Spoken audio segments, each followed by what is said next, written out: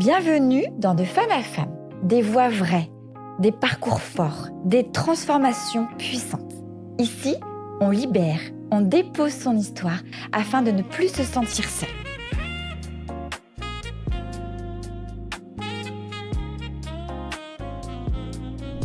Bonjour Sophie. Bonjour. Merci d'avoir répondu à mon invitation pour le podcast de Femme à Femme. Tu es venue donc nous raconter ton histoire, ton vécu et ton parcours de femme. Et je suis très honorée de te recevoir aujourd'hui pour expliquer un petit peu notre rencontre. Donc, Sophie est une de mes clientes. Je suis conseillère financière en parallèle depuis déjà quelques années et je la connais en tant que art-thérapeute.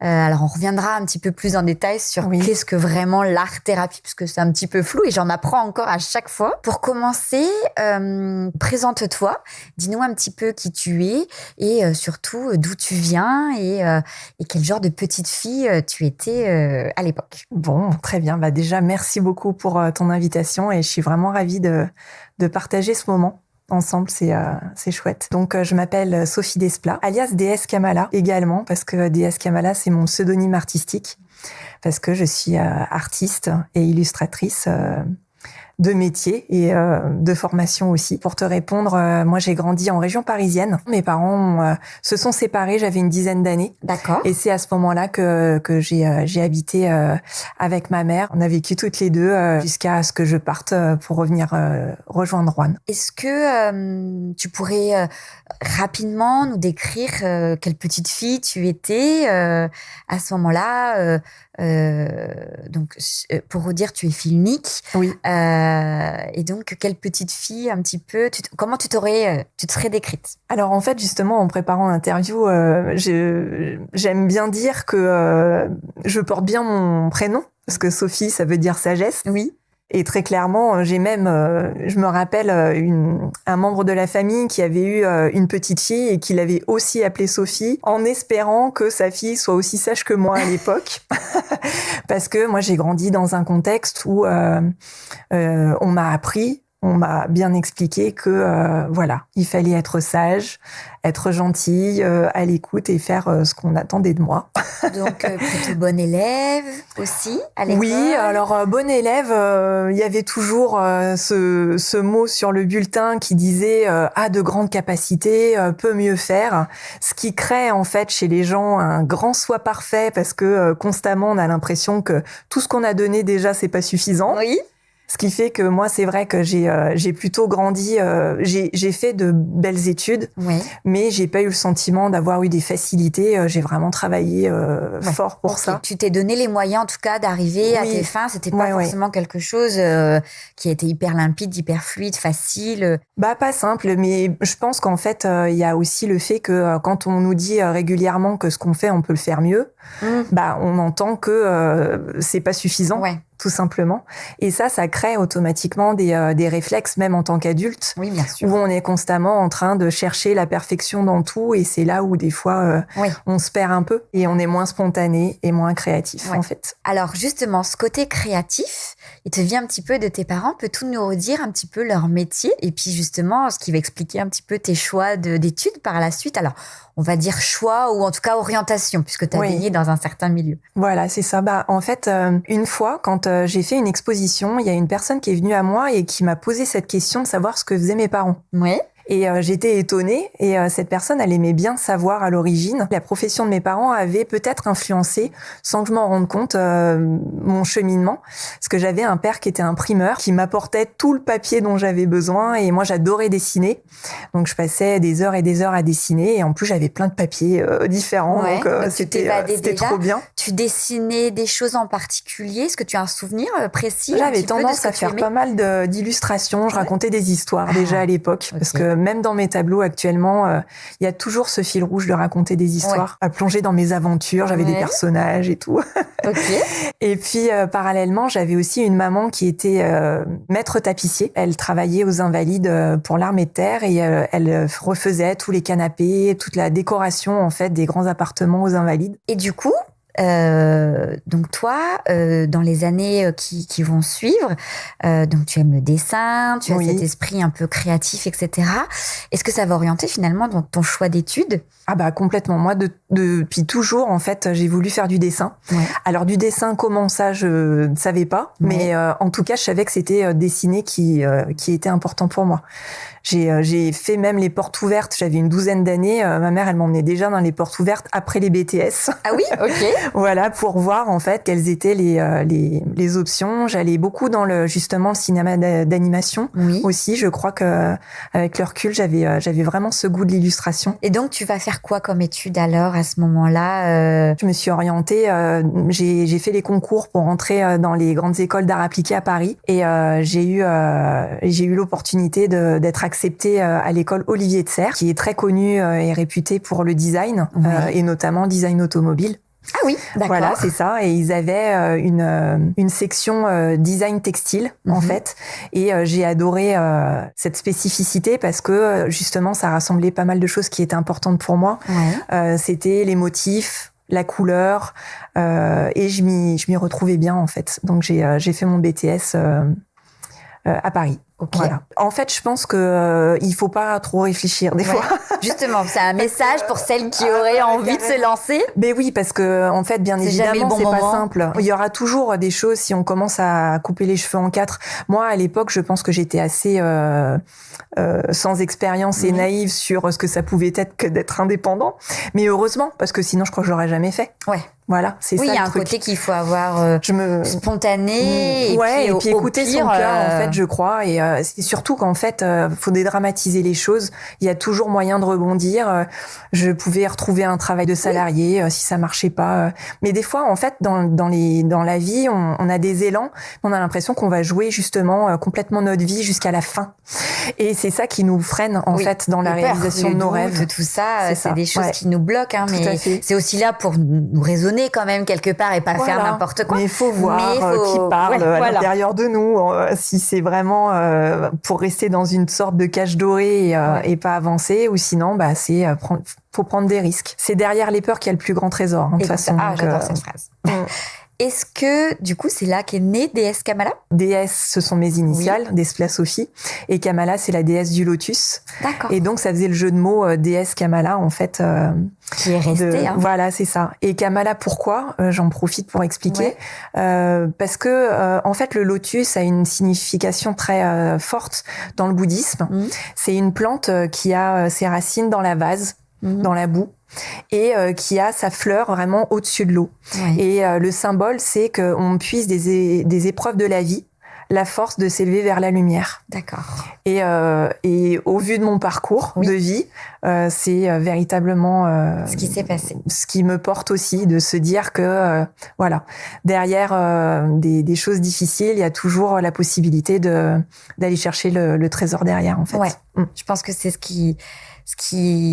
on peut trouver des signes et des explications dans pas mal de choses et surtout ramener au fait qu'effectivement, il y a toujours de l'espoir.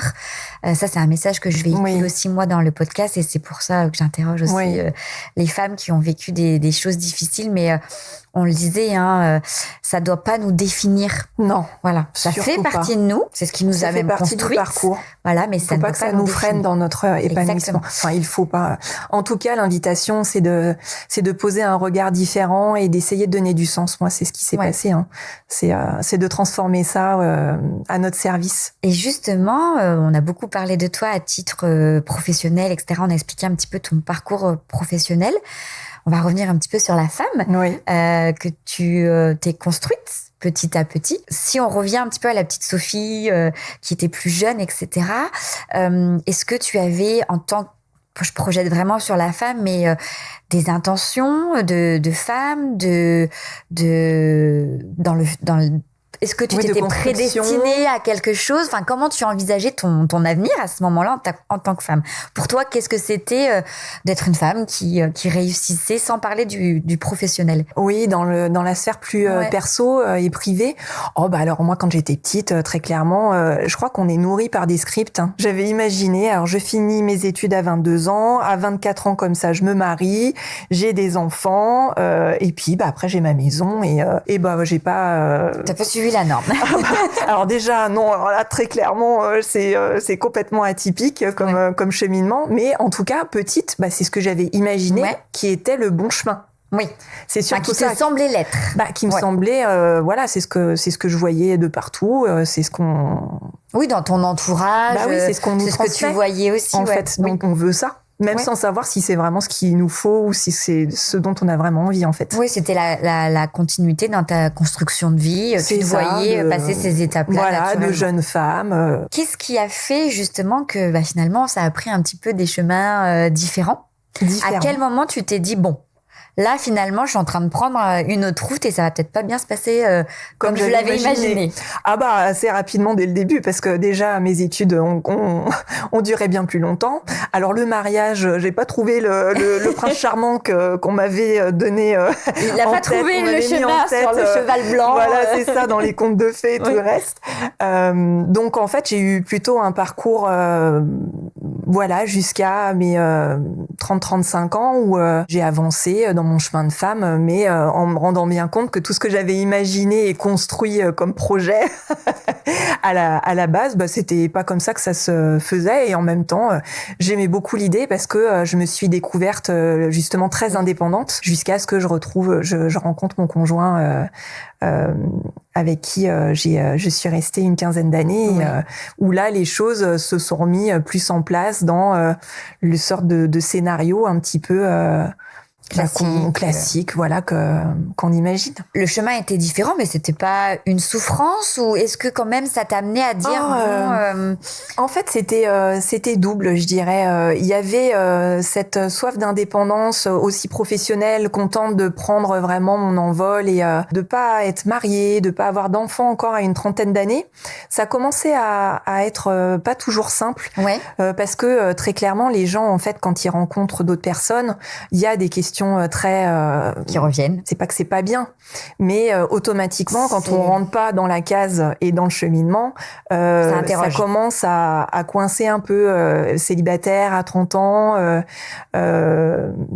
ça. C'est quelque chose qui ramenait un petit peu à toi-même au fait de se poser cette question et qui te ramenait au fait que comme beaucoup de femmes, parce que moi j'accompagne beaucoup un public féminin quand même, surtout en individuel. Il y a énormément cette pression de se dire ça y est, j'ai 30 ans, quand est-ce que je vais trouver l'homme avec qui je vais fonder ma famille, parce que on parle toujours de cette horloge biologique, mais mine de rien, il y a quand même ça qui est là, c'est biologique, c'est présent, et cette pression à répondre à la norme, en fait. Très clairement. Oui, que la société nous renvoie et on peut se sentir, alors involontairement ou pas, mais un peu en décalage par rapport à ce qu'on devrait être par rapport à la société. Alors aujourd'hui, je trouve que les choses évoluent un peu, parce qu'il y a des femmes qui choisissent de ne pas avoir d'enfants. Et ça doit être d'ailleurs une liberté de sortir de ce cadre, plutôt que de faire des enfants parce que on est femme et qu'il faut faire des enfants. Donc, je pense qu'à l'époque, la question, elle se posait même pas, en fait. Je suis une femme. C'est ce qu'on attend de moi et c'est mon rôle. Même une femme doit remplir ce rôle-là presque.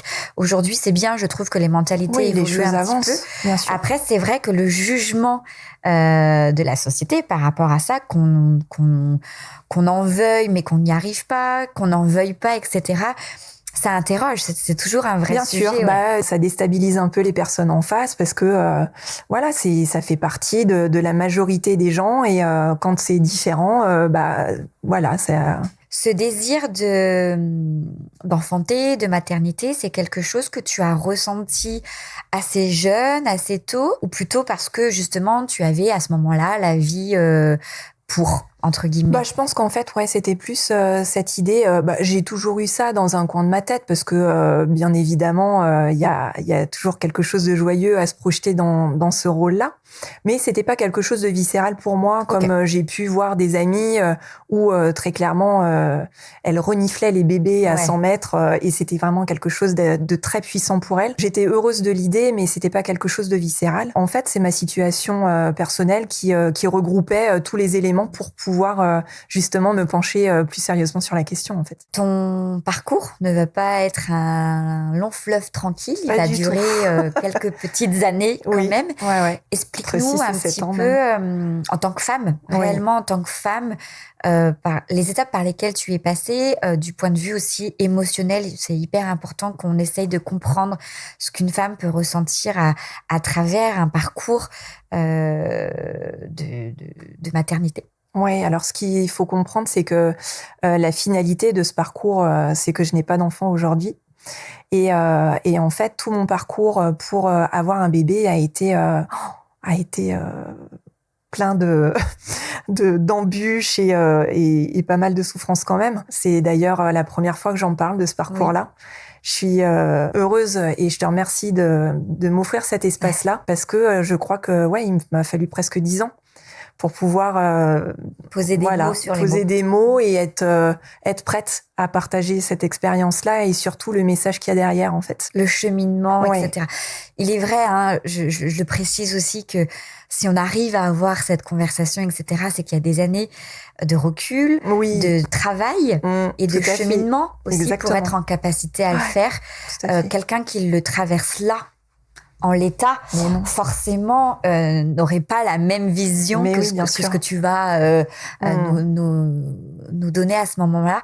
Mais c'était hyper important parce que je trouve qu'il y a un vrai message derrière, d'espoir et surtout de résilience par rapport à ça. Exactement. Et même si c'est un sujet difficile, puisqu'aujourd'hui, on pourrait croire que la PMA résout tous les problèmes et que la finalité de la PMA, c'est qu'on aura forcément un bébé. Non.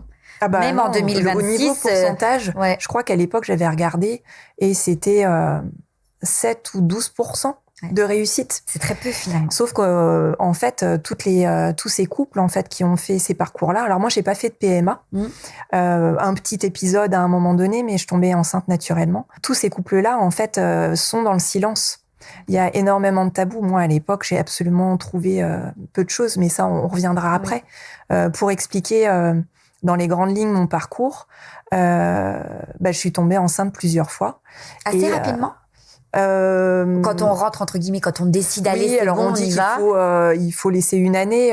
Oui, ça a mis quelques mois. J'avoue, je me rappelle pas. Oui, mais ça va. On va dire que ça n'a pas été... une petite année peut-être, ou quelque chose comme ça. Il y avait une contraception à l'époque, le choix de... j'étais sous pilule, c'est ça que tu veux dire. Donc il y a forcément un arrêt de pilule et puis du coup... Oui, voilà, il y a un cheminement, il y a tout ça. En fait, moi, j'ai pris les choses assez légèrement pour pas justement mettre cette pression qui peut, au bout d'un moment, après, devenir plus anxiogène et beaucoup moins dans la joie et le partage de cette aventure-là. Je me dis qu'en fait, j'ai eu la chance de faire une première fausse couche. Je vais t'expliquer pourquoi. C'est que cette fausse couche a mis en lumière que j'avais un précancer du col de l'utérus, en fait. Ah, d'accord. Et que tu ne savais pas, du coup. Ben non. Et c'est grâce à tous ces examens par rapport à la première fausse couche qu'on a mis ça en lumière. Ok. Et ça m'a sauvé la vie, parce que j'étais à un stade 4. Et donc, ça a permis que je sois opérée rapidement.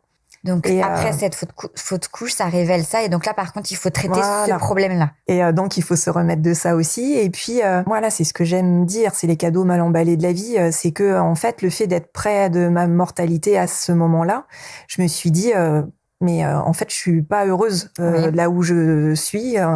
J'étais repartie en tant que salariée à l'époque. Ah, ok. Et je me suis dit non, c'est pas ça que je veux faire de ma vie. La vie, elle est courte, surtout.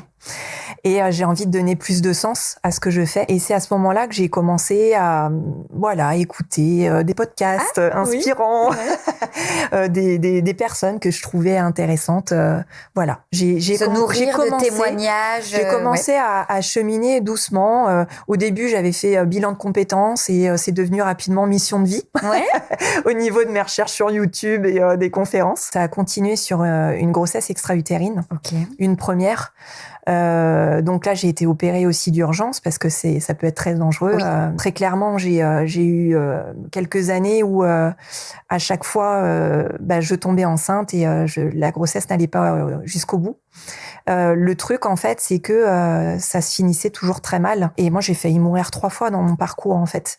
Ce qui fait que nerveusement, au niveau de l'impact émotionnel et de tout ce que ça impliquait, c'était très challengeant. Enfin, challengeant, non, parce que quand on a la tête dedans, en fait, on fait ce qu'on peut pour survivre à tout ça. Aussi, oui. Et puis c'est se dire, bon, ok, je veux être mère, mais à quel prix?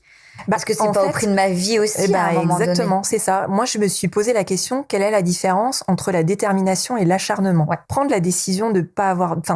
d'abandonner cette idée d'être mère et d'avoir un enfant, c'est super difficile parce que c'est irrévocable et ça a un impact quand même énorme dans une vie. Donc c'est vrai que j'ai cheminé courageusement à vivre chacune de ces épreuves-là. J'ai fait une deuxième grossesse extra-utérine qui a été là encore plus compliquée parce que il y a eu un acte chirurgical où il y a eu une erreur médicale, ce qui fait que j'ai eu une perforation de l'intestin pendant une des opérations, ce qui a encore plus compliqué les choses. Puis la convalescence derrière. À chaque fois. Ça a été terrible. J'ai souffert vraiment très fort dans mon corps, dans mon cœur. Dans ces moments-là, moi, ce que j'ai envie de dire aux gens qui voudraient de tout leur cœur accompagner quelqu'un qui est dans ces épreuves-là, c'est il n'y a pas forcément de mots à prononcer. Mais c'est plutôt une présence, un sourire, ne serait-ce que de mettre une main sur un bras, l'appuyer vraiment et d'y mettre son cœur, ça suffit largement en fait. Est-ce qu'à l'époque, c'est quelque chose que tu vivais un peu en intimité où il y avait que toi et ton conjoint qui étaient au courant de tout ce parcours? Ou est-ce que tu avais osé impliquer des amis, de la famille, ou d'avoir des oreilles bienveillantes prêtes à entendre tout ça? En fait, il y a eu plusieurs choses différentes. Je pense que déjà, j'ai pas trop réalisé comment je communiquais ça. Autour de moi, j'étais plus à essayer de gérer tout ce qui se passait, en fait. Je sais que je me suis protégée pas mal, en fait, de personnes très bien intentionnées, mais très maladroites. Voilà, je pense que n'importe quelle femme qui a été dans ce parcours de chercher à avoir un enfant a reçu, en fait, de grands conseils. De lâche prise. Oui, c'est dans la tête. Tu verras. Ça viendra tout seul. Alors, ça vient toujours d'une bonne intention à la base, mais c'est terrible d'entendre ça, en fait. Voilà, c'est ça. C'est tu vas voir, ça va bien se passer. Ou plein de conseils comme ça. Ou ma belle-sœur, par exemple, il s'est passé ça. Et après, il y a des exemples d'histoires terribles où on n'a pas besoin de ça non plus. Et puis, toutes ces maladresses-là, au bout d'un moment, on s'en protège. Et c'est vrai qu'on a tendance à rentrer peut-être un petit peu plus dans son histoire, à se protéger. Moi, je sais que j'avais ce recul-là déjà à l'époque de demander, parce que les gens s'inquiètent pour nous, donc nous demandent à peu près tous les jours comment on va. Alors bien évidemment, on va pas mieux le lendemain quand on a déjà répondu. Qu'est-ce qui se passe? Il se passe que le fait de répéter continuellement tout ce qu'on est en train de vivre et subir, c'est difficile en fait. Donc c'est pour ça que moi, j'envoie vraiment le message de si vous voulez être présent, soyez présent par un message en disant « je pense à toi ». Je t'entoure de toute ma tendresse. Mais sans poser de questions, sans attendre. Là, l'idée, c'est pas de penser à soi et d'être rassuré, c'est de penser à l'autre qui est en train de vivre cette épreuve-là et de lui dire « voilà, j'ai pensé à toi, il y a un petit rayon de soleil, je te l'envoie ». Enfin, c'est des choses, c'est simple, mais c'est ça qu'on a besoin. On n'a pas besoin de solution. Oui, puis de toute façon, dans une PMA, les gens ne peuvent pas apporter la solution. Et pas du tout. Même toute façon, il y a une forme d'impuissance aussi. Clairement, moi, les médecins ne comprenaient pas ce qui se passait non plus. Donc, oui, il n'y a jamais eu de réel diagnostic, de raison médicale expliquée à ce parcours difficile.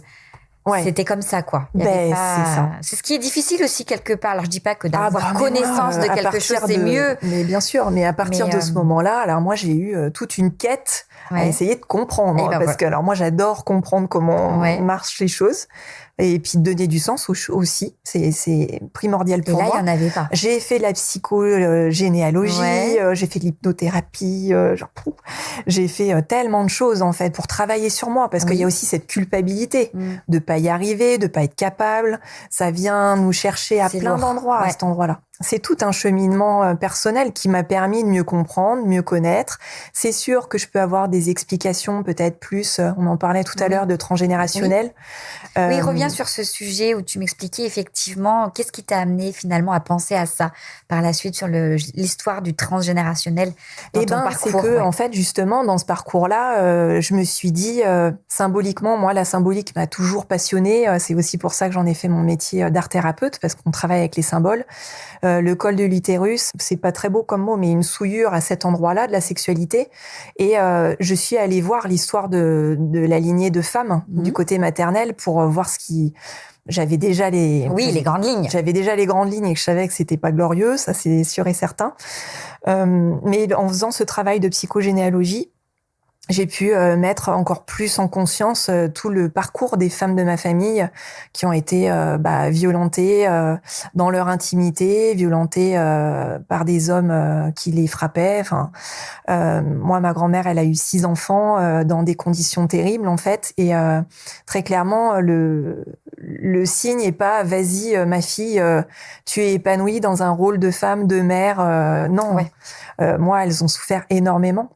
Alors, je sais pas si c'est ça qui a fait que j'en suis dans ce parcours-là. Mais par contre, j'aime, et après, c'est ma croyance. Le plus important, en fait, c'est que ça me porte et que ça me soit utile. J'ai pas la vérité, c'est ma vérité à moi. C'est que, en fait, je suis un peu dans ce rôle de briseuse de chaînes, en fait, et je m'applique maintenant à vivre vraiment mon identité de femme dans toute sa multiplicité, dans toute sa puissance et son indépendance aussi. Ouais. Avec le recul maintenant, l'expérience, donc comment tu dirais que si tu arrives à expliquer le cheminement de ce deuil, puisque c'est un vrai deuil finalement qu'on fait de la maternité et qui porte un peu tout au long de sa vie. Aujourd'hui, ça fait 7-8 ans. Ça fait 5 ans maintenant que j'ai pris cette décision. Au niveau des étapes émotionnelles, par quoi on commence et par où on arrive. Oui, comment on chemine sur ce... Il y a quand même au départ, forcément, l'accablement, l'injustice. Oui, tout à fait, la honte. La honte. Ouais. La honte par rapport à qui et par rapport à quoi? La honte de ne pas avoir réussi. Ouais. Mais par rapport à quand on voit... je veux dire, il y a combien de pourcentage de femmes qui arrivent quand même, entre guillemets. J'ai pas encore trouvé la bonne formulation pour dire ça comme ça. Je sais pas comment le dire. Mais pour la honte, oui, de pas avoir été capable, en fait, de faire comme tout le monde, de voir qu'en fait, il y a des gens qui maltraitent leurs enfants. On voit aux infos des choses terribles et on se dit, mais alors pourquoi eux... y arrive. Voilà, moi je suis quelqu'un de pour gentil, faire ça, quelqu'un de bien. Pourquoi moi j'y arrive pas en fait et c'est bien sûr c'est plus grand que tout ça. Oui. Mais bien sûr qu'à cet endroit-là, on a honte de pas être comme tout le monde en fait, d'être peut-être même malheureux dans une famille, dans un schéma. Mais au moins on est comme tout le monde. Oui. Il y a ce truc. Là, ça pousse à être plus courageux, à assumer, à s'assumer, à se sentir légitime aussi. Et ça, c'est tout un parcours. Dans ton rôle de femme, est-ce que pour toi c'était ça, c'est pour être une femme complète à l'époque, je parle plus d'aujourd'hui, mais est-ce que être mère en faisait partie? C'est exactement ça. Moi, au fur et à mesure de mon parcours, je me suis quand même, parce que je suis très lucide, je crois que c'est une qualité que je peux avoir, c'est de pas me raconter des histoires non plus, et je voyais bien que c'était mal parti. Et rapidement, au bout de 2-3 ans, je me suis dit, ok. Donc, pour moi, une femme, c'est une mère. Alors, qu'est-ce que je suis clairement? Et là, c'est vraiment une quête identitaire qui s'est présentée à moi. Et mais comment on y répond d'ailleurs finalement? Voilà. Alors, on cherche très clairement. Moi, ma manière. C'est un vrai travail sur soi. Ah carrément. Oui, bien sûr. C'est un travail identitaire parce que je me suis dit, ok. Alors, c'est quoi une mère pour moi? Une mère, c'est quelqu'un qui accompagne, qui prend soin, qui transmet. Moi, la transmission, c'était hyper important pour moi. Et je me suis dit, alors comment je peux faire ça? Mais autrement. Voilà. Comment être comme une mère universelle, je dirais.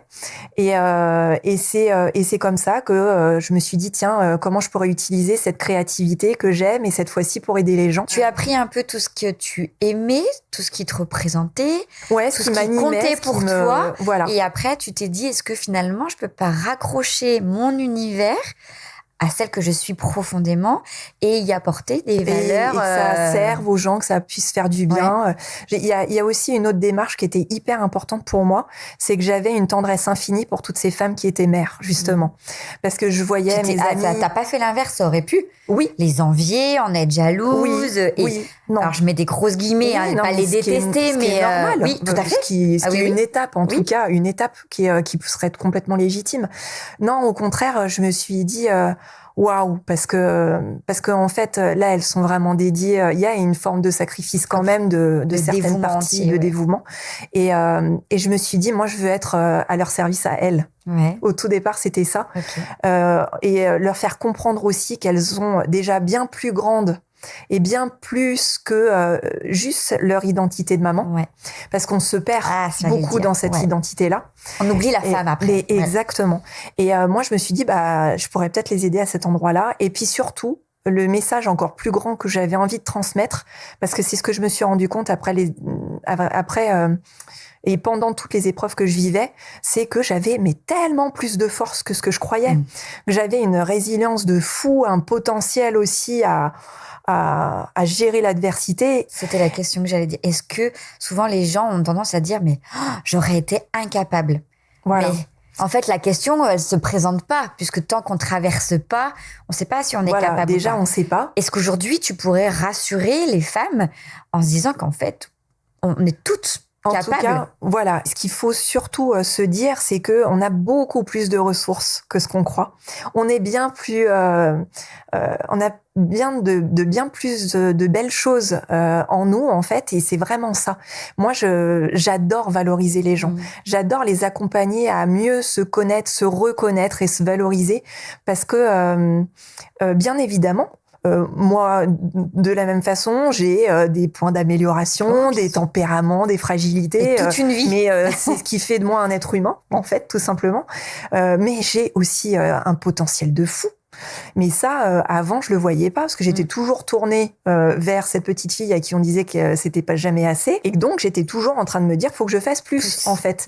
Et je suis pas la seule, hein, très clairement. Il y a beaucoup de personnes qui vivent ça, qui ressentent ça. D'ailleurs, c'est humain, je pense. On cherche toujours ce qu'on n'a pas. On a ce truc de toujours aller chercher mieux, encore plus. C'est ça. Même quand on gagne plus d'argent qu'il y a 2 ans, on en veut encore plus. Voilà, c'est ça. C'est toujours à la quête de ce plus, alors que est-ce qu'on justement crée pas un mal-être en partant de ça, et plutôt de se servir de déjà tout ce qu'on possède déjà, de tout ce qu'on a déjà, l'améliorer évidemment, mais déjà en être fier et satisfait. Exactement. Si déjà on était aussi conscient de nos qualités que de nos défauts, ça équilibrerait un petit peu les choses. Ça, c'est sûr et certain. On a parlé donc de honte, d'injustice, etc. Il y a eu, j'imagine, aussi de la culpabilité, forcément. C'est se sentir coupable et honteux de pas... de pas réussir. Voilà, c'est ça. Cette expérience de vie que t'as fait traverser cette infertilité, entre guillemets, est-ce qu'aujourd'hui, elle t'a apporté des choses dans ton métier? Explique-nous réellement, concrètement, finalement, aujourd'hui, ton métier, justement, et qu'est-ce que tu fais dans tes séances, dans ton accompagnement auprès des personnes que tu accompagnes aujourd'hui? Justement, ce qu'on se partageait tout à l'heure, c'est que ce cheminement de vie a permis en fait de voir que la femme et tout ce qu'elle représente était bien plus vaste en fait, même si c'était très très important en tant que maman. On pouvait être créatrice de plein de façons différentes. Moi, j'ai vraiment à cœur d'accompagner les gens pour qu'ils puissent se rendre compte de toute la multiplicité qu'ils sont, de toute la singularité qu'ils portent aussi. Et ce métier, donc je me suis formée comme coach en neurosciences appliquées pour véritablement comprendre justement et mettre du sens sur le mécanisme du cerveau et de comprendre aussi comment justement transformer certaines choses qu'on se répète et les mettre plutôt à notre service plutôt que nous répéter constamment qu'on est justement pas assez doué ou pas capable ou qu'on sert à rien. L'idée en fait c'est justement de transformer ça et de trouver des croyances qui sont ressources pour justement nous aider à passer à un niveau supérieur dans notre vie. Et puis après cette formation de coach, en fait, je me suis orientée dans une formation d'art thérapeute co-créative. C'est très complémentaire justement à un accompagnement de coaching, où là on utilise le médium artistique comme médiateur entre l'inconscient et le conscient, et on dépose en fait l'invitation, c'est qu'une personne, des fois, je sais pas si ça vous arrive à tous qui nous écoutez ou à toi, c'est d'être dans une situation émotionnelle, on sent qu'on est tout bloqué, on a peut-être des fois tout compris, le principe mentalement, mais il y a quelque chose qui coince, ou même des fois on n'a absolument pas de mots sur un état d'être et on est vraiment mal. Et ben c'est à ce moment-là que l'art-thérapie est super utile. On squeeze un peu le mental. Ouais. Donc les gens qui pensent beaucoup, c'est génial l'art-thérapie parce que justement, là, la proposition, c'est de déposer sur le papier ce qui vient spontanément. Ça peut être des formes complètement abstraites, même pour les gens qui peuvent être un petit peu bloqués au départ, je leur propose même de fermer les yeux, de choisir au hasard une craie, un pastel et de se lancer sur quelque chose. C'est ce que j'allais dire, on n'est pas obligé d'avoir une fibre artistique. Surtout, moi, ça m'a, au départ dans ma formation, ça m'a plus arrêté qu'autre chose. D'accord. Parce que les gens qui savent dessiner dans ce genre de thérapie, ils vont aller vers quelque chose de beau. On appelle ça des parures de défense. Ouais. Les parures de défense, c'est qu'on fait quelque chose de joli pour pas aller voir ce qu'il y a derrière, en fait. Donc, non, au contraire, moins vous savez dessiner, mieux c'est, je dirais. Après, si vous savez, c'est pas grave non plus, mais en tout cas, oui, il n'y a pas besoin d'être un artiste pour ça. Et ce qui est vraiment chouette, c'est que là, on a vraiment un dialogue en direct avec notre inconscient. Et moi, avec mon savoir-faire de symbologie, eh bien, j'ai la possibilité, justement, de pouvoir décrypter les couleurs, les symboles, ce qui a été dessiné malgré la personne. Ouais. C'est ça que j'adore, en fait, c'est que à la dernière minute, elle va faire un trait ou elle va mettre des empreintes de doigts. Et c'est ça l'inconscient, en fait. L'art il fonctionne par symbole. A la puissance de révéler beaucoup de choses. Exactement. Justement, de ce qui est rationnel, donc du cerveau, mais aussi de l'âme, oui. De ce qui découle. Donc, je pense qu'effectivement, l'art et la thérapie, ça peut matcher. C'est très puissant. Fortement. Très, très puissant. Et d'ailleurs, à ce sujet, je t'avais demandé de m'apporter un objet qui se trouve donc juste là. Exactement. Il s'agit des oracles. Oui. Est-ce que tu peux nous montrer brièvement Bien un sûr, petit peu déjà à quoi avec sert plaisir. Un oracle et où est-ce qu'on peut le retrouver et tout ça? Alors, en fait, moi, je t'ai amené l'oracle des arbres médecine que j'ai eu la joie de co-créer avec Catherine Maillard. Ouais. Je me suis occupée de toutes les illustrations parce que mon fil rouge d'accompagnement, c'est l'arbre de vie. Okay. Et même dans mon expression d'artiste, en fait, tout ce qui concerne la nature et l'arbre encore plus précisément, c'est quelque chose qui me tient à cœur comme symbolique. Et cet oracle, je ne sais pas si tu connais le principe. Oui. C'est un coffret, en fait. Voilà, c'est ça. C'est un coffret qui est constitué d'un livret et d'un jeu de cartes. Ce n'est pas un jeu, ce sont des cartes qui permettent justement, on parlait d'inconscient, qui permettent d'être en lien aussi avec, moi j'aime à dire, la version supérieure de nous-mêmes. Et donc c'est énergétique. Donc il y a toute une série de 49 cartes qui sont avec toute une structure autour du transgénérationnel et du cadeau justement des ancêtres, parce que très souvent on a l'habitude de se dire que justement les générations d'avant nous ont transmis des boulets et qu'il faut qu'on arrive courageusement à s'en sortir. Il y a une part aussi, mais on oublie très souvent qu'on a aussi tout l'appui de notre lignée et qu'il y a un trésor et un intérêt en fait à faire appel à cette lignée-là pour demander de l'aide un petit peu aussi dans notre vie et dans notre cheminement. Où est-ce qu'on peut retrouver, du coup, cet oracle? Eh bien, alors, cet oracle, tu peux le trouver absolument partout. Il est en ligne, les bonnes librairies, dans les espaces culturels. Voilà, dès qu'il y a un rayon ésotérique, enfin, pas ésotérique, plutôt de développement personnel, spirituel, et un rayon d'oracle, logiquement, vous devriez le trouver. Et ce livret permet, en fait, de donner une explication à la la carte qui est tirée. Exactement. On étale les cartes, on en prend une qui n'est pas au hasard parce que tu verras que la plupart du temps, le message est toujours, tu le sais bien. J'en ai fait l'expérience. Et donc, en fait, vous avez un numéro sur la carte et on peut s'y référer. C'est très intuitif. Le livret est vraiment très joli. Il est tout en couleur et vous avez les textes de Catherine Maillard où elle nous propose justement le message de la carte avec une guidance et une pratique d'activation. Alors pour ceux qui hésitent encore, sachez que j'ai effectivement fait l'expérience avec Sophie un jour, tout à fait par hasard. J'ai tiré une carte et heureusement, malheureusement, je sais pas, mais en tout cas le message a été hyper révélateur et a donné une énergie et une explication à tout ce qui s'est passé après dans mon parcours. Juste derrière, oui. Donc vraiment, c'est très puissant, c'est rassurant. Et c'est puis pour ceux, exactement, ça vient délivrer des messages auxquels on n'aurait pas forcément pensé. Et si vous êtes sensible un petit peu aux petits signes de la vie, etc., il y a de très beaux messages à l'intérieur. Oui. Où est-ce qu'on peut te retrouver, toi, Sophie, que ce soit sur les réseaux ou si on a envie de faire appel à tes services, si on veut tout simplement aussi te poser des questions sur ce que tu fais réellement, où est-ce qu'on peut te retrouver? Écoute, il y a plein de bonnes façons aussi. On peut me retrouver sur Insta et sur Facebook. J'ai aussi un compte professionnel sur LinkedIn, parce que j'accompagne également, on n'en a pas forcément parlé aujourd'hui, mais c'est tellement vaste parce que je suis formatrice et j'accompagne également les collectifs en entreprise et dans le sport de haut niveau, avec vraiment cette démarche de dynamique collective, de créer du sens, de la cohésion entre les groupes qui deviennent justement des équipes et de valoriser chacun pour qu'ils puissent mettre leur talent au service justement de l'intelligence collective.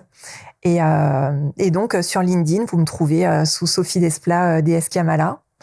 Voilà. Et bien voilà, moi je pense je suis à Rouen. Voilà, c'est ce que j'allais dire. Donc c'est une personne qu'on peut retrouver sur les réseaux, mais évidemment en plus qui est sur notre secteur à Rouen. En tout cas, je tenais vraiment à te remercier parce que même si j'avais pas tout le fil de l'histoire, je trouve ça très courageux et très bienveillant d'oser venir aujourd'hui raconter ton histoire sur des sujets qui sont pas toujours évidents et parfois même tabous. Mais je trouve que le message est très fort, très puissant et j'espère sincèrement qu'il pourra rassurer et donner de la force à toutes les femmes qui aujourd'hui se posent cette question identitaire quand on n'est pas mère ou qu'on ne parvient pas à l'être parce qu'on ne se définit pas que dans ce rôle-là et que la vie peut nous apporter énormément d'autres ressources et qu'on peut s'épanouir autrement que dans ce rôle-là. Donc vraiment, merci beaucoup. Je sais que tu étais un petit peu soucieuse. J'espère que tu l'auras vraiment bien vécu. Ouais, non, ça s'est très bien passé. Et voilà, je suis vraiment ravie de ce beau témoignage. Merci. Merci d'avoir écouté de Femme à Femme. Si cet épisode a résonné en toi, viens témoigner. N'hésite pas à me contacter sur les réseaux, à aimer et à partager ce podcast à toutes les femmes de ta vie.